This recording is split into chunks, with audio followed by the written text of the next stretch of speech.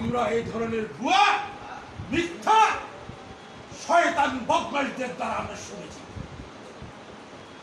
আমাদের জাতির জনক বঙ্গবন্ধু শেখ মুজিবুর রহমান 6 দফা দিয়েছেন, আর আমাদের শাহরম সাহেব বাংলাদেশ ডেমোক্রেটিক পার্টি বিজেপি উনি 9 দফা দিয়েছেন।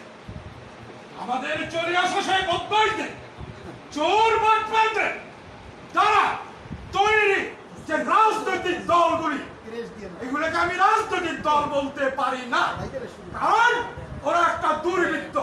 তার একটি মাত্র আরো একটি কারণ, ঘরের পাহারাদার কখনো বাড়ির মালিক হইতে পারে না।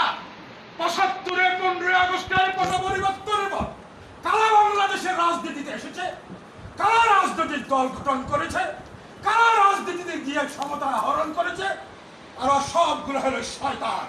ওরাই বাংলাদেশটাকে শেষ করে দিয়েছে।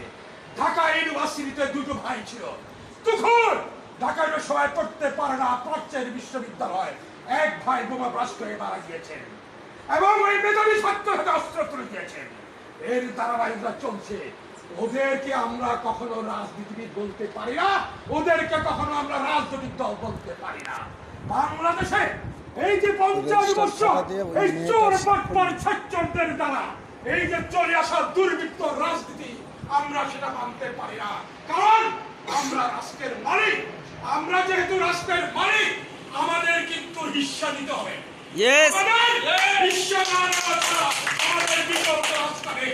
50 বছর যাবৎ আমাদেরকে কেউ আমাদের হিস্সা দিতে পারে নাই।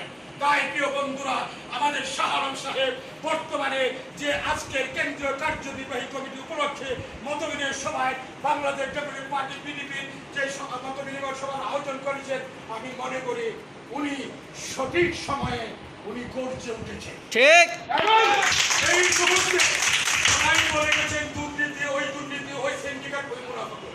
আমি বলতে চাই ওগুলি আর বলার দরকার নাই, কারণ আমরা জানি এই দেশটা সরকার করে দিয়েছে। বাংলাদেশের প্রত্যেকটা জায়গায় সিন্ডিকেট, চোর বাটপার ছাত্ররা, এবং ওরাই বলে রাজনীতি করি। যেমন আমি একটা দাবিতে বলছিলাম, আমরা হলো জনশক্তি রপ্তানিতে বিশ্বের ভিতরে অন্যতম, তাহলে আমরা চাঁদা তুলে ও বলে রাজনীতি করি, ওই বাস স্ট্যান্ডের দ্বারা চাঁদা তুলে রাজনীতি করি, দালালি করে আমি রাজনীতি করি, মাস্তানি করে আমি রাজনীতি করি, মাদক ব্যবসায়ী করে আমি রাজনীতি করি, ভুয়া ডায়াগনোসিস সেন্টার করে আমি রাজনীতি করি। এত যদি রাজনীতিবিদ থাকে, আফ্রিকাতে বানাবেন।